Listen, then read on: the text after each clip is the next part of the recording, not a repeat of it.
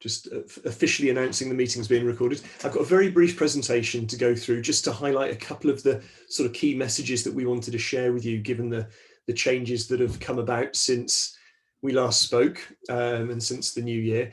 And then there's an opportunity for you to ask any questions that you may still have. Hopefully the FAQs that Fiona sent out, I think that was just yesterday, have addressed a number of the questions that you might have already had. So hopefully you've had a chance to read that. But if you haven't and you've still got a few questions to ask, whatever, then that's what this session's for. Right, so I can see a good number of people here just now. So it's 4 o'clock. Let's make a start. Just share my screen with you. Hopefully I share the right thing. I'm sure you're familiar with that process yourselves now. Here we go. So over to there, just checking that that's there. And I also need to get up my keynote. There we are. Right. Okay. So only 4 slides in addition to the title slide. So 5 in total. Shouldn't take us too long. I really don't want to run on past 4:30. So warm welcome from myself and Fiona. I think Fiona's in the room with us now. So Fiona joined. I am. Hello, everybody. Nice to see you all. Hi, Fiona. Good to see you.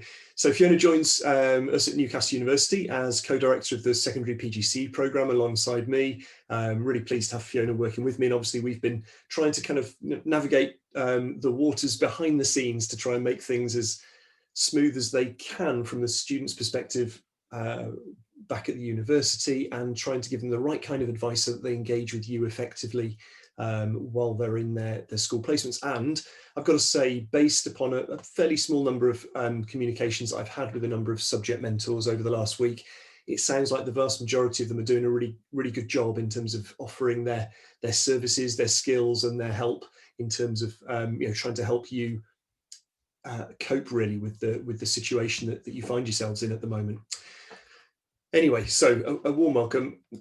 And I'm going to jump straight into it. First of all, I want to stay positive. And I'm doing a little comparison here with last year. Many of you I know will have worked with us last year and might be wondering, well, things seem to work out okay last year. How are things going to work out this year?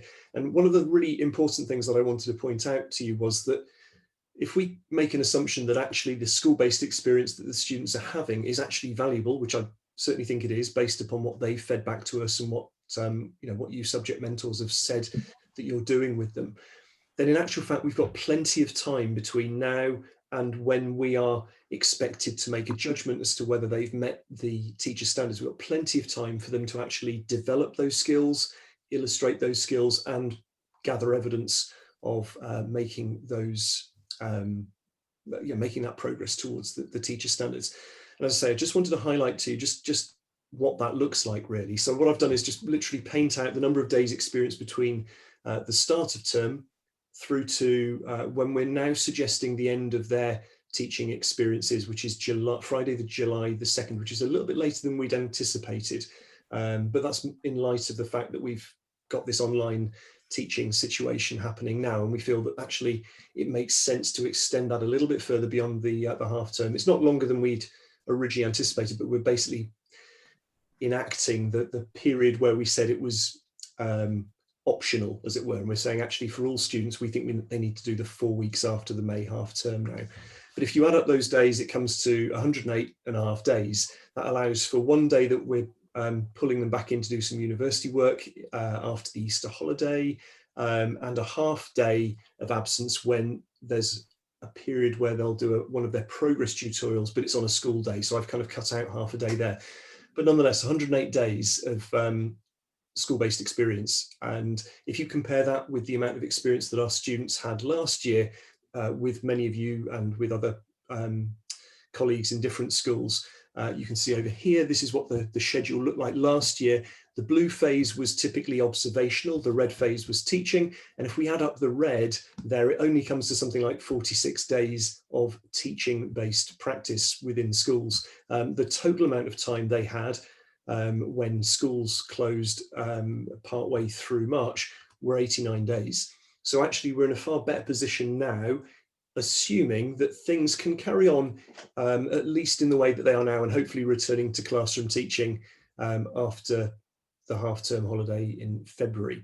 I think that's what everyone's hoping for, but perhaps even if it did extend to Easter, there's still a considerable amount of time that we can make good use of to ensure that the students have got an appropriate amount of time to develop the skills they need to evidence them meeting the teacher standards. Now, one other thing to just point out here is that if normal classroom teaching doesn't resume after the February half term and it goes on until Easter, which is a possibility, but it's likely that that will be a national decision that's made. And if the DfE make that decision, then we would anticipate that they will also make the decision to allow us to award qualified teacher status based upon the trajectory that the students are on. That's what they did at the end of last year, because they recognised that students hadn't had sufficient time in school to be able to rubber stamp every single kind of component of the teacher standards.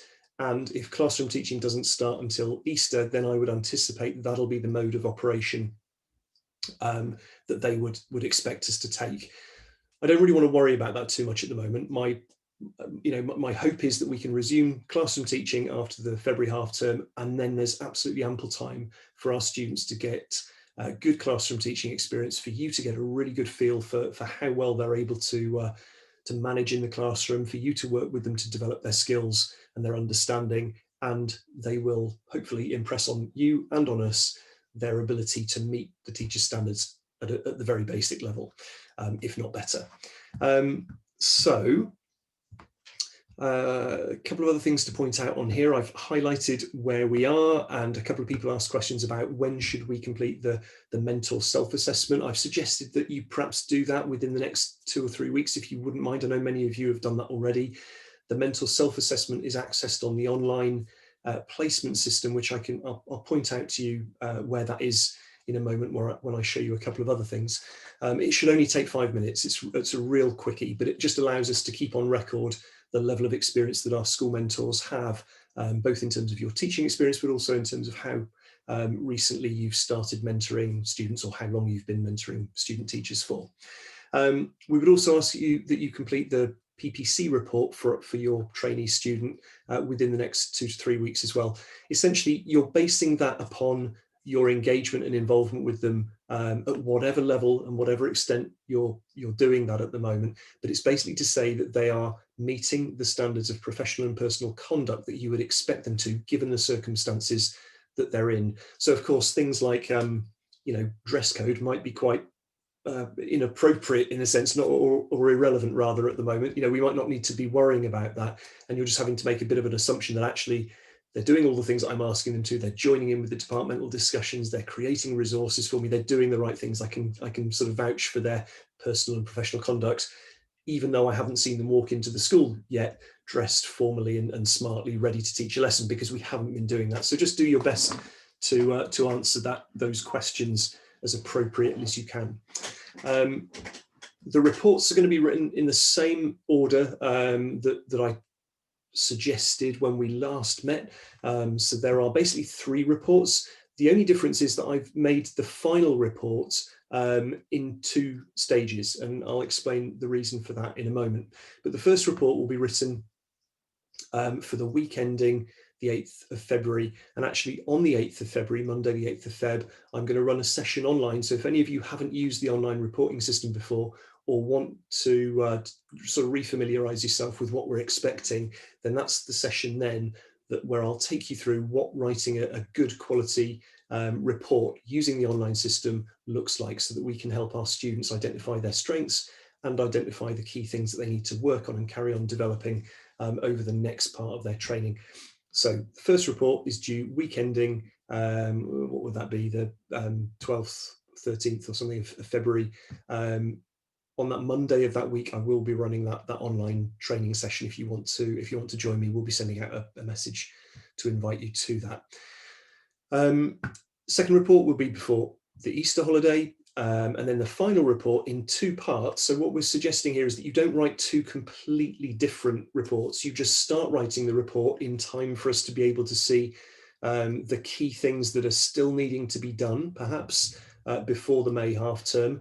And then there are 4 teaching weeks that the students are going to be with you after the half term, where hopefully they can address those final key issues that you'd like them to address in order for you to say, yes, they've met the teacher standards with some degree of confidence. And at the end of that 4th week, you hopefully will be in a position there where you can rubber stamp that and say, yes, they've responded to these things, they have met all of the teacher standards to at least the basic level. They've at least achieved them. They may not have made high progress against some of them or good progress against all of them, but they have at least achieved all of the standards. That's the intention here. That's what we've got to aim for in order for us all to be able to recommend them for qualified teacher status. So that report should just be written in draft form. You can save it after you've recorded it in draft form, but don't submit it. Just click on save, and it then is still there for you to be able to update during the period after the half term. A couple of these little icons down here, I just want to point out, we are holding tutorials with them in the half term, during the Easter holiday, and then the week after the May half term. And those progress tutorials are where they present their evidence to us. It's where we sit down and we talk through your report with them. And we hope that your report and their evidence that they're presenting kind of ties up together, and what you're saying is reflected in what they're presenting to us, and equally what they're presenting to us is reflected in what you're saying. That's normally the case. But the reason we need those reports done for the end of that week is so that we can actually have that conversation with them and base that on the feedback that you're giving us. The other thing to point out are the university subject lead observations. If you remember when we last spoke, I talked about our subject leads coming in once every half term. Clearly, coming in this half term is not going to make any sense at all. So we've abandoned that idea. And what our subject leads will do is get in touch with their subject trainees and invite them to select a time on a schedule where they will have a meeting with their subject lead. So I'm the subject lead for biology, so I'll be getting in touch with my biologists and saying, right, here's a little schedule of slots where you can book a time to speak with me.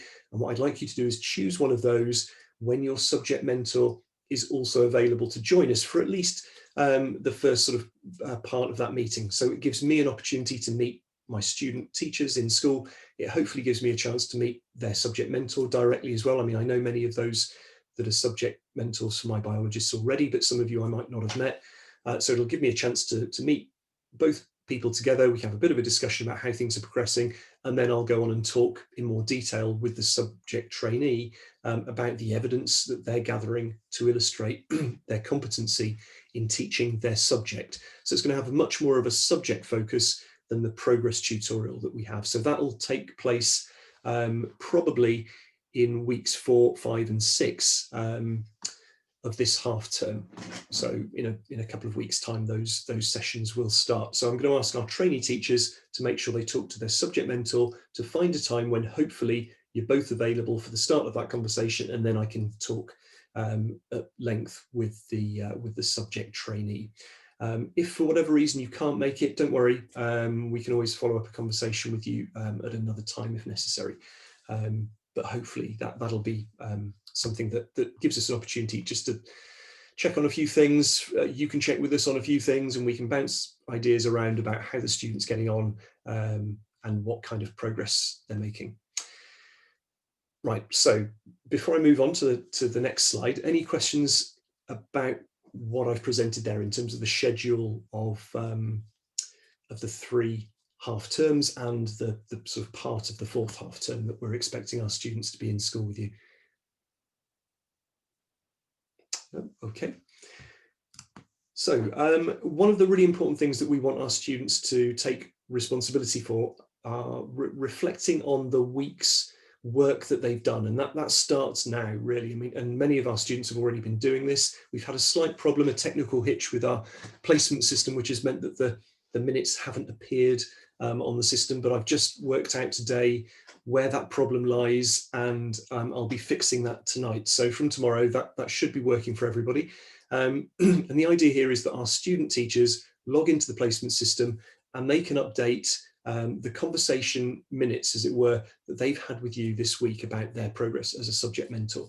So they'll fill that document in, and I've added a couple of things to it. I'm just going to show you an example of that now. So Jo, I'm sure she won't mind, at Wickham, I noticed that hers have been working really well, and she's done a good job of filling those in. They don't appear in date order unless I click on this here, which would put them in date order, but I know it's on page 2, the one that I want to see. So I can see that she's updated the weekly mentor meeting minutes for the weeks of week commencing 7th of September, 14th of, December, 14th of December and the 4th of January. So I'm able to now click on that and actually view that. Now, I won't view a completed one because I don't want to sort of reveal what Jo's been writing about her progress, but the details there for me to see, and that's really, really helpful. I'm going to open an empty one, because one of the things that you might notice we've done is add a number of new cells here. It's not really for you to fill in. You don't need to worry about this, but you might have noticed it when you've had a look to see whether the student's been typing up their minutes in the way that you expected them to. But we've actually asked them to illustrate for us how many hours they've spent on different types of activity at the school placement. So we're very aware that different schools are operating slightly differently at the moment, but we want to try and get a feeling for the level of engagement that our students are getting with you and with your departments and with your school. So we're asking them to identify how many hours have they spent planning and resourcing lessons, how many hours have they spent actually teaching lessons or recording sort of face-to-camera explanations of tasks that will go along with a presentation that your pupils watch. How many hours have they spent assessing, tracking, marking, feeding back on the online work that your pupils have been doing? How many hours have they spent actually just watching other teachers teach online? Just gives us a good feel for what kind of experience they're getting. So we're asking them to track that information on a weekly basis. And as progress tutors, myself, Fiona, Andy and Roger will be reading through those for each of our progress tutees on a weekly basis to see A, that they're doing it, and B, that they're actually getting something out of their experience. We don't doubt for a minute that there's huge opportunity for them to get an awful lot of out of the experience they're having at the moment.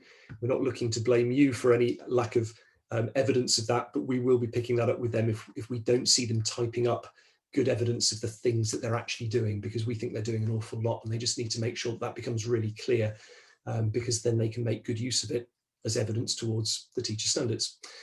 I said that I would also show you where the mentor self-assessment is. So when you log into the placement system, one of the things that you should notice is that you get presented with your students that you can see, and then when you go into any one of those students, you've got this opportunity here to complete the mentor standards self-assessment.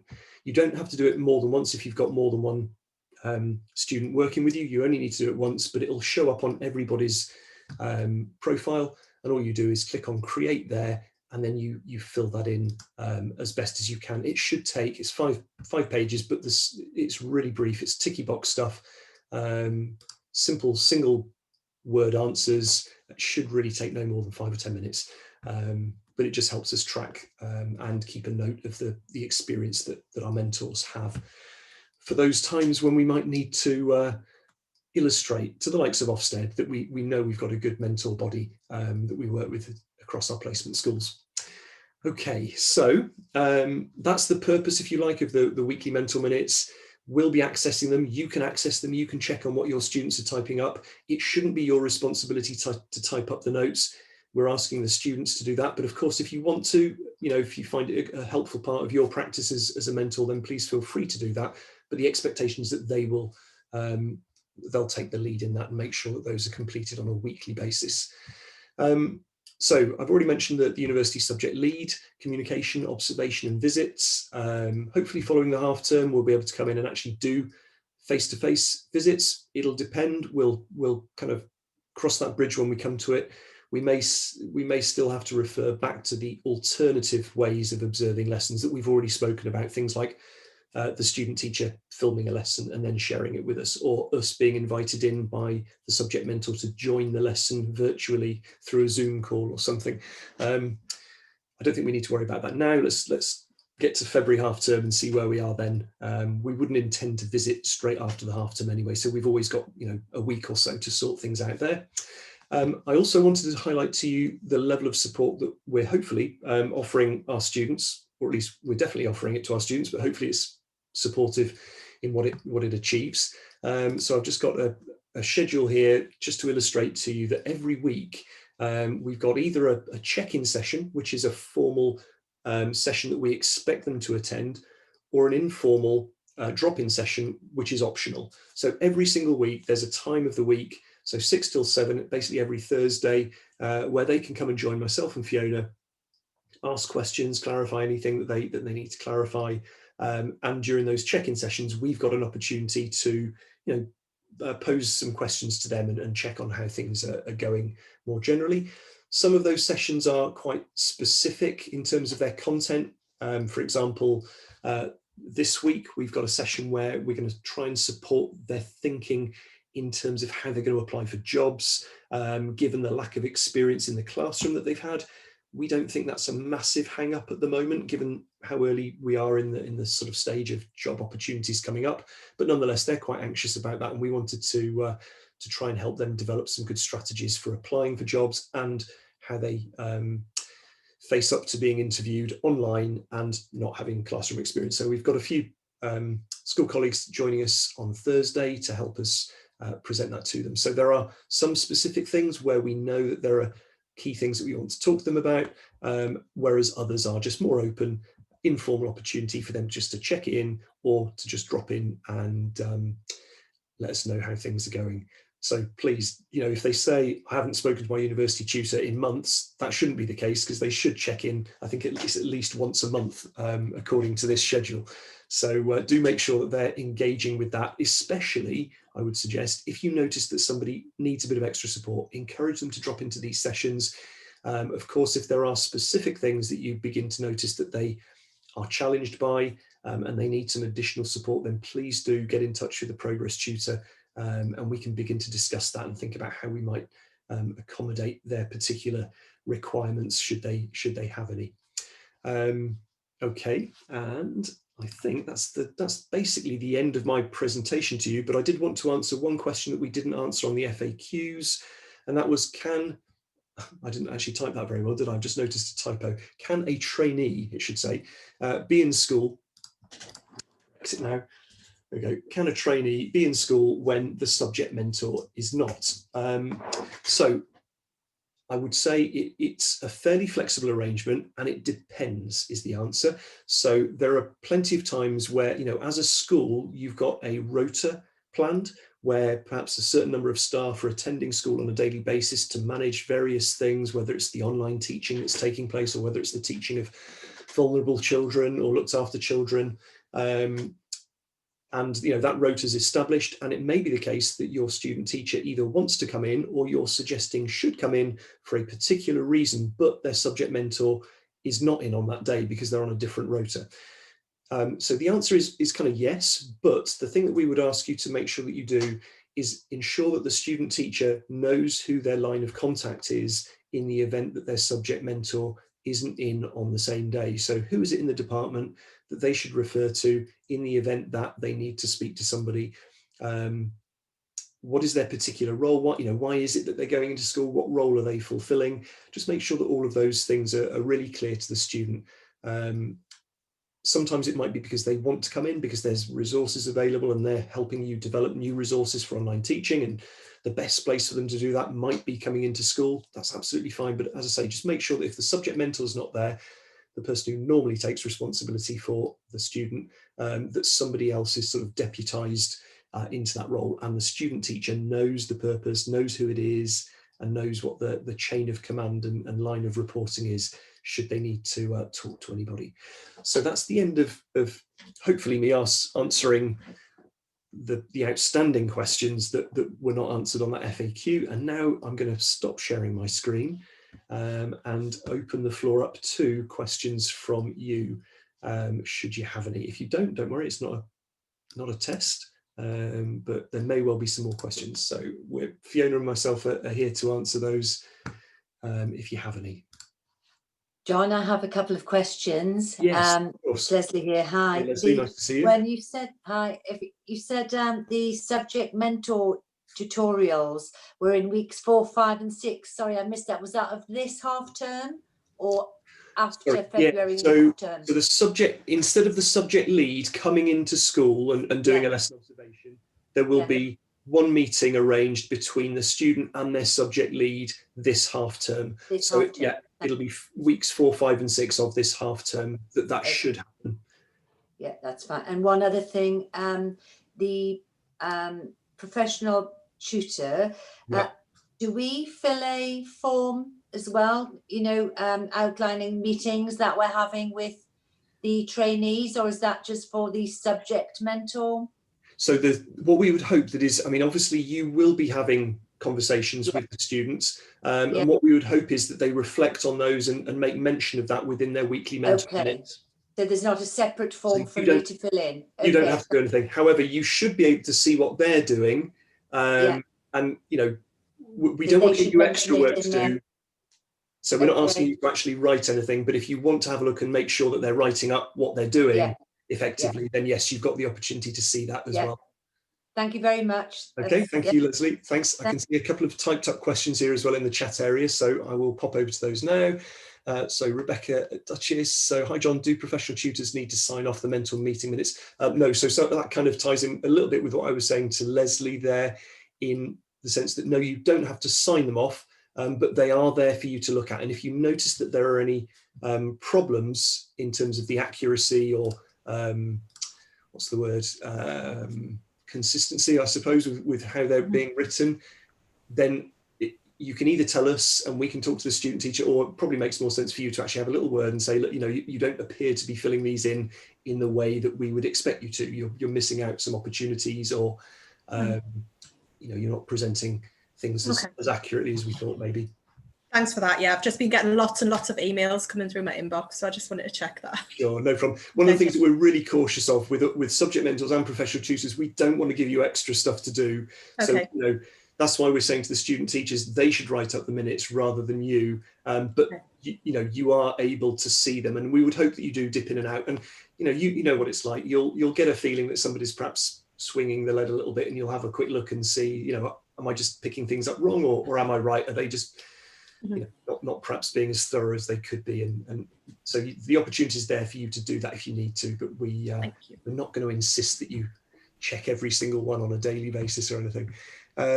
So Demi, there's a box on the mental meeting minutes for mental comments. Is that so? Yes, you can write that in there, but as I say, when we first set this up, we actually sort of phrased it, as it were, as if you were going to write it, but actually we realized a year or so ago that actually asking you to do it was pretty intensive for you, really, and actually it's better for the student to do it.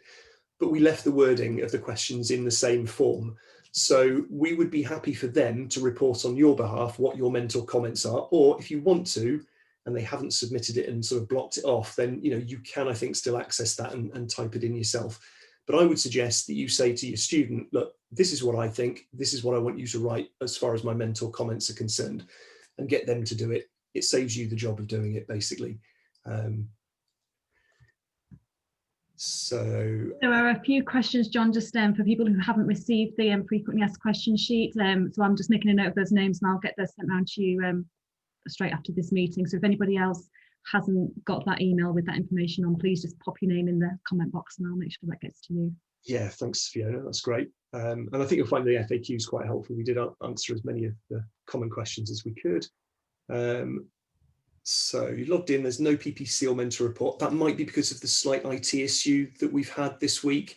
So hopefully, like I say, tonight I'm going to work on that and change some of the stuff in the background, and that should make all the difference. So when you log in tomorrow, you should see the PPC report, and you should see the mentor self-assessment sheet as well.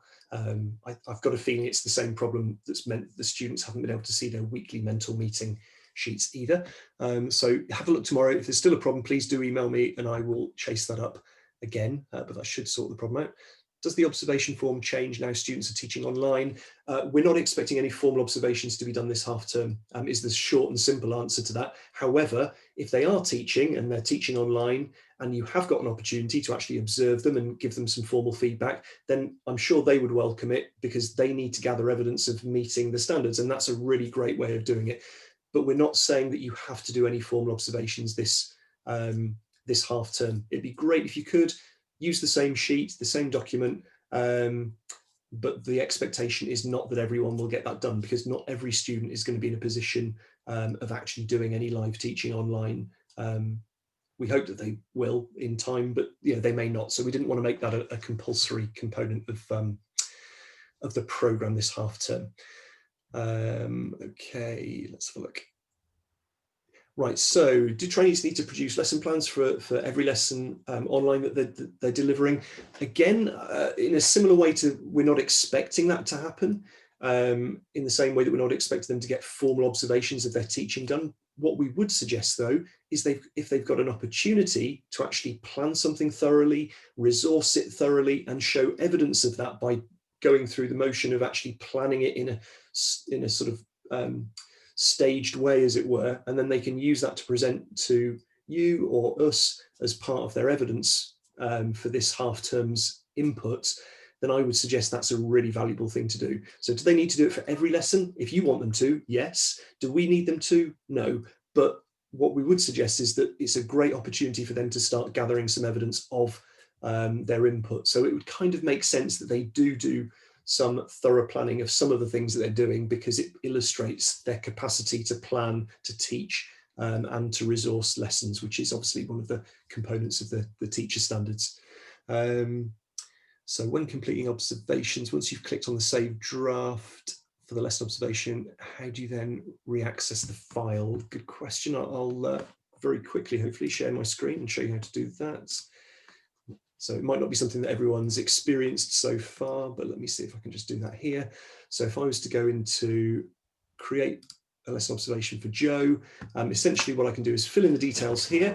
If you remember, one of the things I said was that this is a bit of a temperamental form. So what I tend to do, if I'm going to use this live online form to complete, I do fill in little bits at a time, and then I go save as draft. Now, as soon as I've saved it as a draft, it should then be there as a lesson observation, but it's probably, and again, this might be something to do with the date problem, or sorry, the problem that I've mentioned. It should then appear down this list. The reason it's not there, yeah, it should appear as a lesson observation with a date next to it. The reason it's not there is because of the problem that we've got that I'm going to fix tonight. So you would see it there, and then you just click on edit. There will be an edit button next to it. So the reason it's not there at the moment is because of this issue, I think, that I'm hopefully going to fix this evening. So you can create a lesson observation, you can type it up, regularly click on save draft, and then open it again and carry on editing it if you want to do it that way.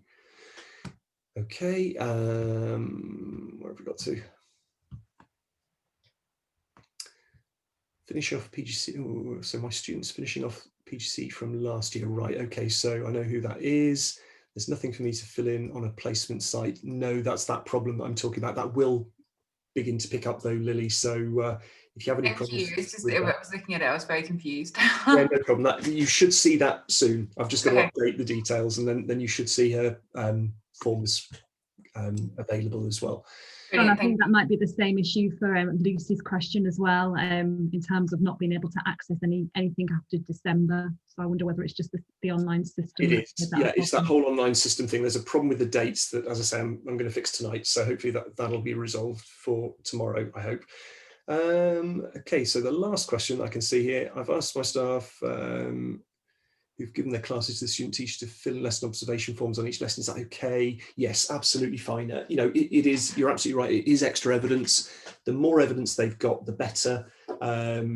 Obviously, as they begin to teach in the classroom, the sort of depth of evidence, if you like, and the range of evidence becomes richer and more substantial compared to what they might be doing online. But certainly an observation of their online communication will enable you to say they're communicating effectively, they're showing good subject knowledge, they're able to identify pupils making good progress perhaps, or supporting those that aren't, they're recognizing the challenges that the students are facing in terms of the content that we're asking them to cover, that kind of thing. So yeah, absolutely, if you have got the capacity to do that, then that would be brilliant. Thank you for suggesting that and actually getting on and doing that. So Demi, do you have to fill in the observation forms on the online platform? Paper copies are absolutely fine, not a problem. What we've said to our student teachers is that if they're done as handwritten paper copies, we expect them to scan them and upload them to the uploaded files. You don't do that. If you want to do them by hand, fine. If you want to do them on an electronic copy, print them off, give them to them, email them to them, again, that's equally fine. It's their responsibility to make sure they get up onto the system. The only way that it gets directly onto the system is if you choose to use that create lesson observation within the placement system itself. I would kind of encourage you to do that, but at the same time, if you're at all a technophobe, don't bother. Like I say, what you've got to do is keep pressing save draft. Otherwise, you'll be typing away, your internet connection will drop, and then all of a sudden you've lost everything that you've typed. And I would hate that to happen to you. So if you're happy keeping on pressing save as draft and reopening it and it's working for you, that's fine. But don't feel pressured into using that online lesson observation form. Handwritten or typed, or using an electronic copy, which I think we've sent through to you, is absolutely fine. Then the student gets it, and it's their responsibility to make sure that it's uploaded onto the placement system. So I think we've answered all the questions in the chat area there. Anyone got any other questions that you haven't had answered yet? I'm very aware that it's 25 to 5, and I did say I wasn't going to go on beyond 3:30, so apologies already. John, can I just add one last Of course, thing? yeah. And it's something that we've spoken about. Some of the trainees are very anxious about the fact that obviously their training year isn't as they had hoped and as any of us had planned. But some of them are talking about their experiences in kind of a deficit way, that they are lacking experience. But in actual fact, they have lots of opportunities to gain experience over the course of the next few months. What they're involved in now is so incredibly valid and will allow them to get some quality evidence towards the standards. So if we could just kind of enlist your support and get to kind of some of those trainees to change their language and their mindset around their experience, that would be hugely appreciated from our point of view. Definitely, thanks, Fiona. I did mean to mention that, but I overlooked that one. But yeah, it's a really important message. There's plenty of time left. I've been really impressed by the things I've heard they've been doing to engage with you, and I've been extremely impressed with the opportunities that you've been giving them to engage with, because it's not always easy. I really do hope that you're finding them something that gives you some capacity at the moment, because I do realise that it's a phenomenally hard job that you've got teaching kids online. Not easy at all, and hopefully them being there gives you some additional capacity to do that extra marking or resourcing to a slightly different level. And hopefully that's giving them that experience and opportunity to develop their evidence for the standards too. Anyway, unless there are any other questions, I'll say a huge thank you to you all once again. Really do appreciate your efforts. Really nice to see so many of you here this evening. Really do appreciate you turning up and joining in with the session. If you've got any questions subsequently, you can always drop secpgce at ncl.ac.uk a line. You should have that on your emails, or you can email myself or Fiona directly should you need to. secpgce is probably the best one, because then Chloe will direct it to whoever is most likely to answer it first, given the question that you might be asking. But feel free to get in touch with us at any time. And yeah, huge respect for you all in this challenging time. I hope you're all keeping okay. Yeah, thank you. Thank you.